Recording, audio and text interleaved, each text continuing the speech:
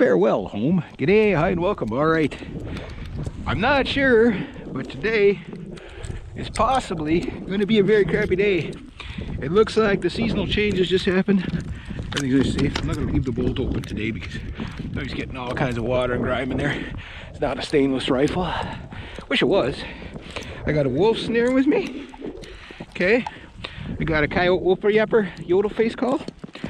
I got a rangefinder, not that I'll need it. I got bullets, I got chains and fox scent and other stuff. I've got pine scent in there. I've got my Binky, the knife of the days, Binky the K-bar. Saw a really cool documentary on K-bars. And I'm so loaded down right now with stuff to put out my wolf snares that my pants might fall down. And I still got my perfectly leaky boot. This boot can leak so efficiently. It's like, it's what you would call a submersible boot. Yeah, so all my boots are all soaking wet. My hip waders broke. I gotta show you that. Everything I was broken, breaking down, or about to break. But we'll see how well my custom cheek rest. I know, I make these things for 50 bucks a piece, just in case you're wondering. So I'm gonna see how well that holds up. I got my 6 to 24 power Berska scope. And you know, you're always checking to make things sure everything's nice and solid, nothing get loose, because when you start carrying this stuff around, everything gets loose. What I'm going to be interesting to see is over the season is how well this rubber butt pad holds up. You know, if it's just going to, like, you know, rot and fall off, or if it's going to work. Like I say, I got a wolf snare with me. I already got one back there. I was going to do, if I sound a little funny, it's because I got my ninja bush ninja mask on. Gotta keep me a little bit from freezing up there. I'll just take it down there now. But it's got extra camo on it, so whatever. What was I gonna say? Yeah, I got a setup that I think is gonna work. How I'm gonna do my drags. I'm gonna tie the snare to the tree and then tie extra drags to that tree. So that way, if he pulls the tree, I can still get him. But I got to start carrying the rifle around. I'm going to start talking maybe more on my bitch shoot about the concept of that's a sound you never want to hear when you're out on a lake in the winter time. You never want to hear that sound. That sound, well, you better have a clean set of underwear, I'll just say that. I've heard that sound a couple of times, and it's very scary. And then yesterday when I slipped in, I'm going to show you that footage, because you'll see how easy it is to get hurt in the bush.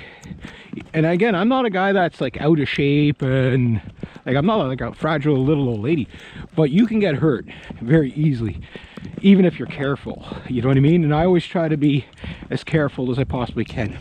But as I was gonna say is, on my bit shoot, I want to do more of the fancy videos with the Windows Movie Maker because of my production quality and stuff like that, and my production skills. But what I also want to do is I know I'm making a lot of noise right now, but believe it or not, it's like 11:30 in the morning. Yeah, and real doomsday, end of the world kind of weather, right? But this is a good test for my scope. And on the bit shoot, when I start talking about carrying a rifle around, like say, if I have to shoulder this big beast, like I'm looking directly in the bush there. And I gotta tell you that a 6 to 24 power scope, mind you, I have it on 6.5. And so, I mean, this thing's a target rifle, and I'm hunting with a target rifle, which is very heavy. And here's my next test. I'm gonna do in a second there. Get my rabbit call out of the way. Oh yeah, I got my rabbit call with me. And the thing is I'm gonna be testing this rifle as a, you know, kind of like as a doomsday rifle and all that. And I'm gonna be telling you like things that, like, for you know, do's, don'ts, what I find, what, you know, what seems realistic and whatnot. And this is why you're going to change your philosophy of rifles when you use them. To be honest with you, the best doomsday rifle for most preppers out there is your 3x9 scoped, who cares what brand, medium contour barrel. Somebody dumped a whole bunch of stuff here yesterday. I don't know which relative did that. That kind of sucks. There's some pails in there I can cannibalize, but did they have to dump it right there? It's like, oh, that sucks. That looks so horrible. But I'm going to take some of those pails maybe. Not right now, but those square pails. I got 1, 2. I can use the square pails for my traps. So, but anyway, just to finish up, what I was saying is that I get distracted easy. Is that you know, everybody's building heavy rifles. Heavy rifles are easy to build. Heck, you don't even have to build them. You can just buy them. See, that's all soaking wet already. Barrel's all fogged up. Glass still looks good. It's not fogged up. I don't have any scope caps for this thing. The hell? Thought there was a fox in the middle of the road there. Looks just like a fox from back here. It's not though. I can't shoot him anyway because he's a fox, but usually when there's snow, I start seeing foxes all over the place here. Anyway, yeah, if you had to carry something like this and you're not doing what I'm doing, you're like, you have to understand right now, okay, this tool here that you see, okay, this beautiful Savage is a work tool right now. Like, this is my job, you know, like I'm kind of like, well, I did a little job this morning, but it wasn't much of a job, more of a request from one of my, well, the main guy I work for anyway, we'll call him a boss. Yeah, so this is what I'm doing to make a living right now, is to see if I could put fur, you know, up at the fur harvester's auction and make money. Now, carrying this around as a varmint rifle, again, when this thing goes bang, everything about it's awesome. It's low on recoil, all that stuff. You know, the barrel doesn't jump around. I mean, it's 24-inch bull barrel. But if I had to run around with this for survival, way too heavy. Now, it's still lighter than my Norenko M14, but this is why I'm always constantly telling you guys, don't overscope the rifle. This is not overscoped. It's got a, I wouldn't call this a target scope. You can use it for target, but I wouldn't call it a target scope. I would call this a hunting varmint / target scope. If it was, say, 24 power and up, then you could start calling them long range target scopes. This is okay for long range, it's 20 power. But for hunting, even though it's a 50 mil, and I'm very impressed how it's doing in the lower light, I'll know that, you know, the first evening and the first morning I hunt with it, how well it actually does. But that 50 millimeter really is something that, if you're going to go with a long focal length, you're going to have to go with a big, you know, a big objective or whatever.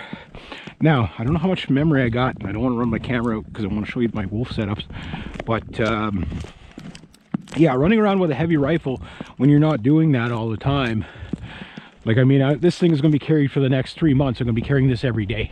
I'm going to get used to it. But like I did with my Norenko M14, where I carried it basically 60 miles on foot in a 9-day period, walking through bush like this, hunting moose, not here, but way up. Not way up north, but more north than here, about 2 or 3 hours north of here. And I could tell you that it was a 14-pound rifle carrying through the bush, as badass as an M1A or an M14 or whatever looks, as badass as that looks, I can guarantee you that you won't be like this. I could shoulder. This is a 12-pound rifle. I'm just looking in the bush there, the dark bush, and I can see very clearly. The eye relief on the scope is very good. It's funny, I think I like this thing more as a hunting scope than I do on the range. Weird, eh? But like in there, it's dark in there, and I mean, it's brighter when I'm looking through this. Mind you, I got magnification, but I can see inside that tree line pretty good. Now, mind you, it's not dark yet, but stuff like that adds up. You know what I mean? Everybody wants the target scope on there that looks cool with the long sunshade, but you can't use a sunshade on a day like today. You won't be able to see anything. My 6 to 24 power by 40 Tasco was no good in this kind of light. Like it was okay. Like, I mean, you could use it, but it was a lot darker. Probably, I don't know what the light letting in on this thing is, but it's pretty good. But again, it's dusk and dawn when you find out what your optics can do, right? The next is weather and fog. You know, will it fog up on you? Now, yeah, so carrying a heavy 14-pound rifle for basically hours, like all day, morning till night, hunting moose and covering a lot of bush with that rifle. Well, when you're carrying in the bush, you can't put it on your shoulder, so you're carrying it like this all the time. And this thing has no strap, and it's a little too heavy that you kind of need the strap. I just want to keep targeting. The other thing is, see how I'm targeting stuff like this is not a rifle that's easy to come up. Stuff like that. I'm going to do something else here in another video that is going to be interesting for you. But the point I'm getting at is people don't test their equipment and they don't know what it could do. So if you wanted this as a hunting rifle, you're going to work. I'm telling you that right away. I don't like the fact that this thing's heavy enough that it's in my mind at all times when I'm walking with it. Meaning, I keep thinking about, oh, it's on my shoulder, I know it's there. And that if something were to come out, I'm like constantly in the idea of, you know, will I be able to shoulder this thing fast enough if I were to see something there? No. You know, I should be like this. But even carrying it like this, because it's barrel heavy, like, you know, I'm thinking